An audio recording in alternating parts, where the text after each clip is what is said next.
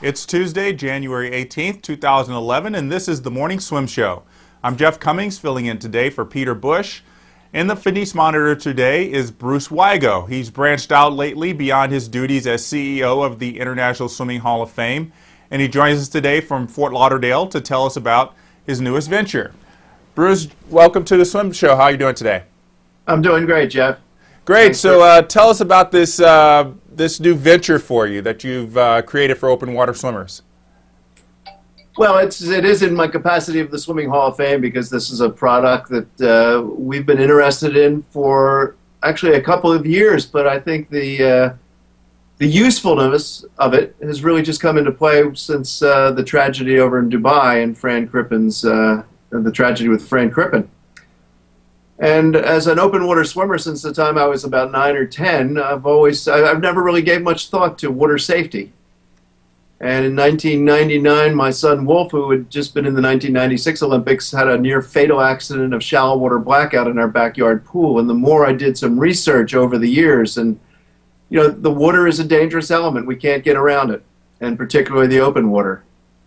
And we've created a device which is a safety device, but also can be used for taking some, you know, your bathing, your clothes, your shoes, your sunglasses, your wallet, your iPhone, and you can stick that stuff in here, seal this up in a dry bag type format, tie this around your waist, and go for a swim.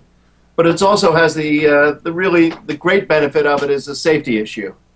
So if you do have a pass out, if you do faint, I'm still convinced that if something like this were worn in FINA events and Fran passed out, whether it be from a shallow water blackout or fainting or any other type of issue, that he'd be here with us today. And you know, it doesn't mean that this is the only way for safety, but unless somebody's watching every swimmer in the open water at every minute, you run a risk. Right, and I think this is a long time coming, and especially I think it could be something that could be very useful for, as you said, for open water competitions. Is this something that you brought up to FINA to possibly have around the waist of everybody that's competing in open water? I have brought this up in the videos that we've done testing the product out, and it's been a while in testing to figure out to come up with something that's useful for this. And something that doesn't interfere. And the interesting thing about this, I've packed my shoes, my wallet, my cell phone, sunglasses, towel in here, and the thing weighs, you know, 6-10 pounds. And once you inflate this and put it there, it's not a drag. You're not towing this. It kind of rides behind the turbulence and the backflow of your body, and doesn't interfere at all. And everyone that's tested this has said the same thing. Well, I think is, like as you said, very good for some organization like FINA to use for their competitions, but also for the casual swimmer who goes to the beach, wants to go out for a swim, and is worried about leaving their clothes, their iPhone, their wallet out there. What kind of reception have you received from people who have been testing it in terms of, as we saw in the video, it drags behind you? Have they said it interferes with their stroke, with their kick at all? No, that's what's amazing. I've been out in rough water. It doesn't interfere with your kick because it actually is closer to your thighs, and you're not towing it. If you watch the video, you'll see that it's not in a towing. It doesn't stay in the same position. It just kind of is resting back there as if you would you'd throw a ball or something there. It would just stay there. And the interest really, I'm not sure that as it is in its current form, this is the device that needs to be used in open water swimming where there's 25 or 30 participants for a world championship. But there may be some applications that. But for the example, a masters team that wants to go train out in the open water, or triathletes that want to train together and there's nobody watching them. Right now, people just go for a swim. And, you know, we've really been fortunate that there haven't been catastrophic accidents happening. And actually, there have been some. But when you're training, you're going out there, this is a kind of a life buoy. Someone's kind of called it, you know, your swim buddy, but I don't think we want to encourage somebody going out swimming alone.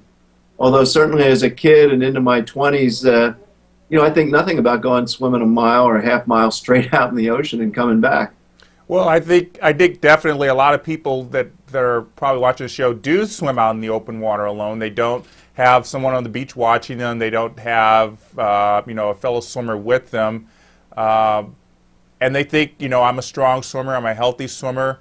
And in the wake of Fran Crippen's death, I think they're probably looking at themselves a little bit differently and say, if someone like Fran could have this happen to him, with the water temperature as it was, or even just how he physically was, that something like this, maybe if I take it with me, if I find myself in trouble, I can have this to hold on to.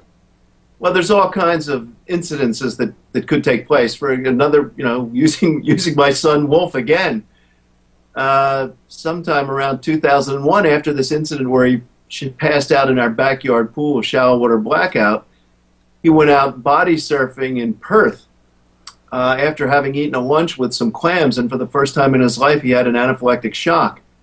And one of his fellow teammates, Brad Schumacher, who was a 1996 double Olympic gold medalist, if he had not been there, my son would not have made it then. So there are all kinds of unforeseen things, and it's swimming from point to point. You can put your clothes in and go across. But when you're out in the open water, this also provides something for a boat or a jet skier to look out for.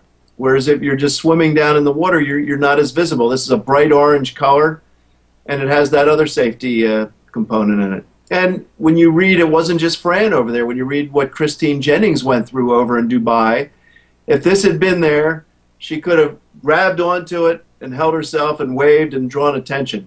And the other thing, that if Fran had been wearing one of these, it would have been very noticeable that this buoy was not moving.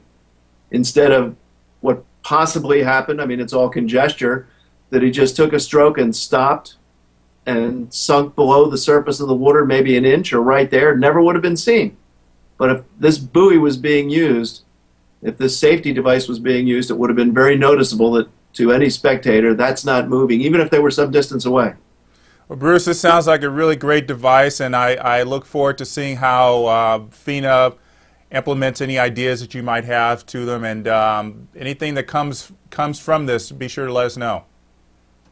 I will, Jeff, and thank you. And I know that you're going to be carrying this on your website and through the International Swimming Hall of Fame, and any profit that comes from this is going to go to support the International Swimming Hall of Fame, so I hope people will give it a try.